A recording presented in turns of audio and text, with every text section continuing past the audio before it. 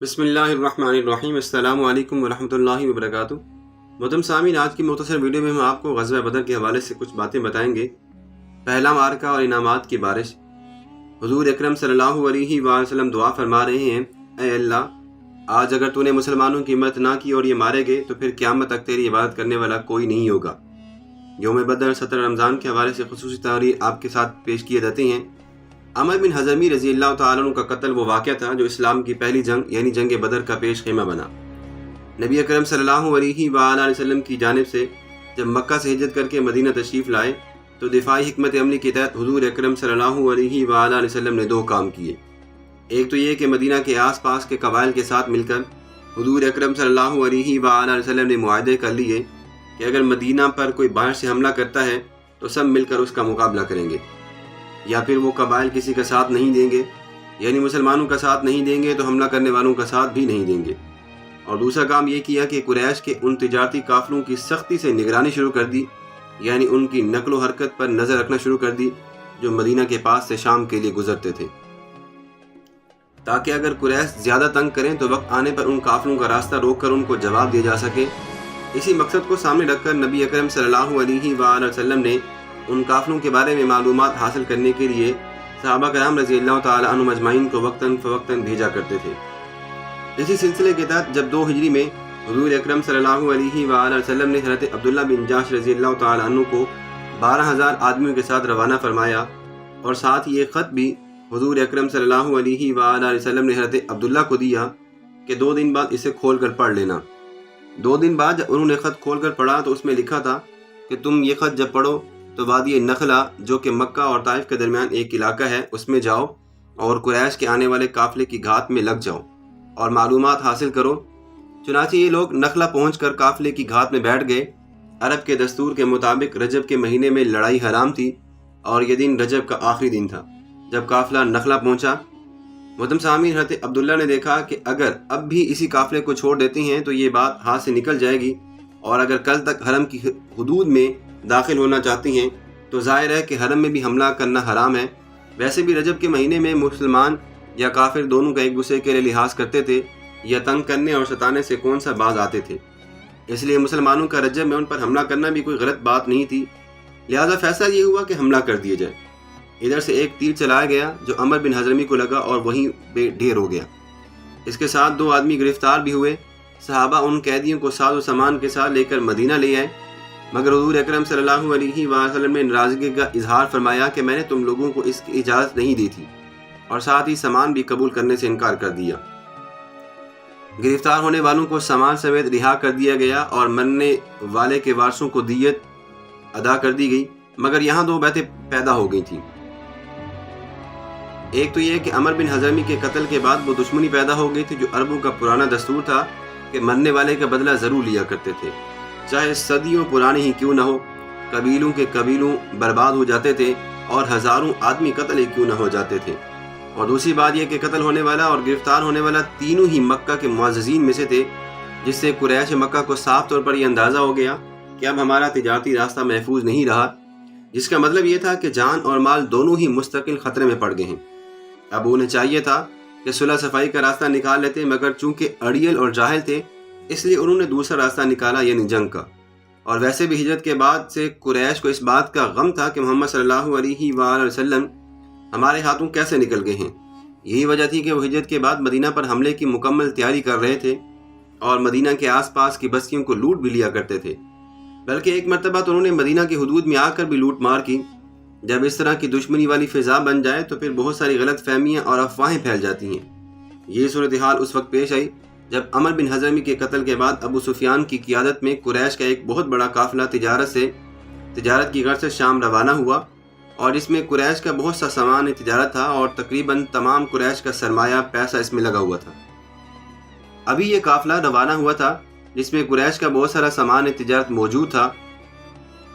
اس قافلے کے روانہ ہوتے ہی یہ بات مشہور ہوگی کہ محمد صلی اللہ علیہ وآلہ وسلم قافلہ پر حملہ کرنے کے لیے آ رہے ہیں۔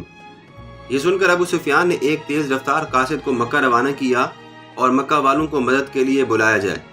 مکہ میں جب یہ خبر پہنچی تو پورا مکہ جنگ کی تیاری میں مصروف ہو گیا، اور بہت جلد 1300 آدمیوں کا ایک لشکر مکہ سے قافلے کی مدد کے لیے روانہ ہوا، جن میں 100 گھڑ سوار، 600 زیرہ پوش، کافی تعداد میں اونٹ اور جنگی سامان موجود تھا۔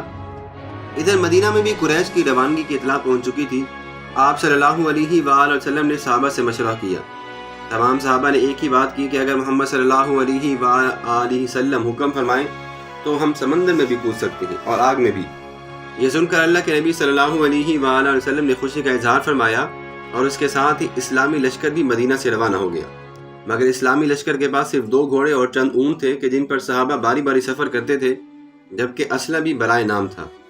کافر ہے تو شمشیر پہ بھی کرتا ہے بھروسہ، مومن ہے تو بتیغ بھی لڑتا ہے سپاہی۔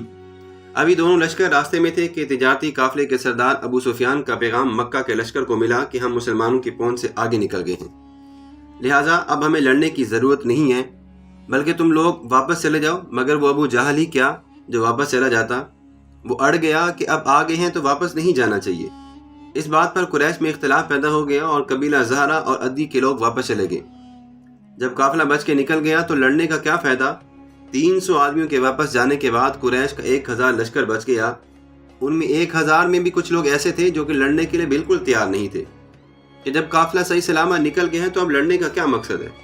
مگر ابو جہل نے انہیں بزدلی کے طعنے دینے شروع کر دیے، جبکہ عربوں میں بزدلی ایک بہت بڑا عیب تھا، اور بزدلی کا طعنہ دینا اتنا بڑا طعنہ تھا کہ یہ سننے سے مر جانا بہتر تھا۔ یہی وجہ تھی کہ جو لوگ لڑنا نہیں چاہتے تھے وہ بھی لڑنے کے لیے تیار ہو گئے۔ قریش چونکہ بدر کے مقام پر پہلے سے پہنچ چکے تھے، یہی وجہ تھی کہ انہوں نے مناسب جگہ پر پہلے سے قبضہ جما لیا۔ دوسری جانب جہاں اسلامی لشکر پڑاؤ ڈالنے والا تھا، وہاں اتنی ریت تھی کہ اونٹوں کے پاؤں دھس رہے تھے۔ حضرت حباب بن منظر رضی اللہ تعالیٰ عنہ ایک جرنیل صحابی تھے۔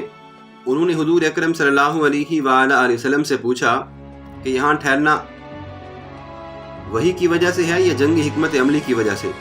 آپ صلی اللہ علیہ وآلہ وسلم نے فرمایا وحی کی وجہ سے نہیں ہے۔ حضرت حباب بن منظر نے فرمایا یہ جگہ مناسب نہیں، ذرا آگے چل کر قریش کے قریب ترین پانی کے چشمے پر قبضہ کر لیے جائیں اور باقی کنویں اور چشمے بیکار کر دیے جائیں تاکہ ہمیں پانی ملتا رہے اور انہیں نہ مل سکے۔ یہ ایک جنگی حکمت عملی تھی جس کو آپ صلی اللہ علیہ وآلہ وسلم نے انتہائی پسند فرمایا اور آگے بڑھ کر چشمہ پر قبضہ کر لیا۔ مگر حضور اکرم صلی اللہ علیہ وآلہ وسلم چونکہ رحمت عالم تھے، اس لیے اگر کفار میں سے کوئی پانی لے بھی جاتا تو منع نہیں فرماتے تھے۔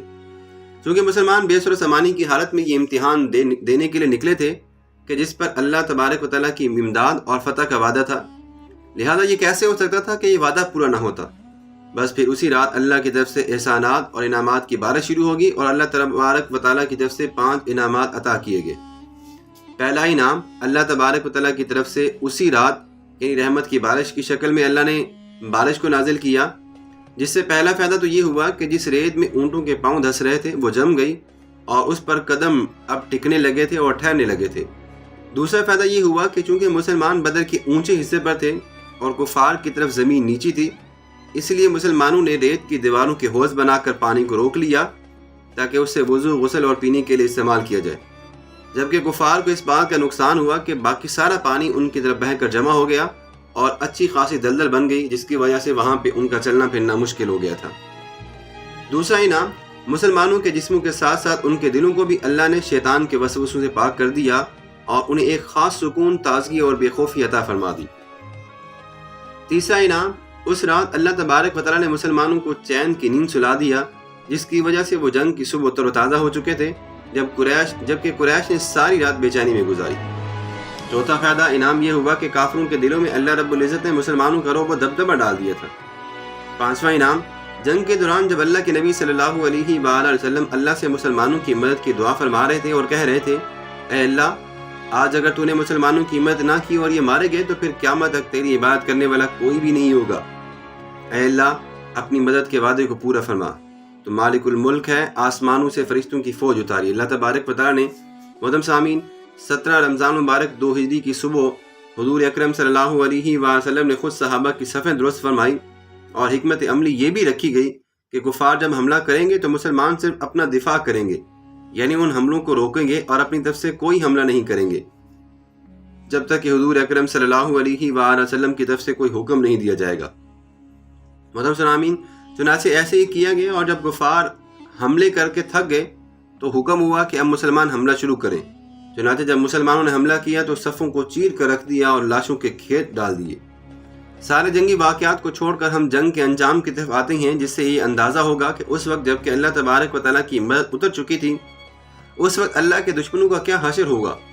इस जंग में 14 सहाबा कराम रज़ियल्लाहु तआला अन्हुम अजमईन ने शहादत नोश फरमाई, जबकि कुरैश अपनी 70 लाशें छोड़कर भाग खड़े हुए और उनके अव्वल दर्जे के सारे सरदारों की भी सफाई हो गई थी, जिनमें अबू जहल, उत्बा बिन रबिया, शीबा बिन रबिया और जामा बिन अल-अस्वद, आस बिन हिशाम और उमैया बिन खलफ शामिल हैं। मोहतरम सामीन, ये था इस्लाम का वो पहला मार्का जिसे जंग बदर के नाम से भी हम याद करते हैं, जिसमें अल्लाह तबारक व तआला ने अपने इनामात और एहसानात की बारिश की इंतहा कर दी थी। इकबाल कहते हैं, फ़िज़ाए बदर पैदा कर फरिश्ते तेरी नुसरत को उतर सकते हैं गुर्दों से कतार अंदर कतार अब भी।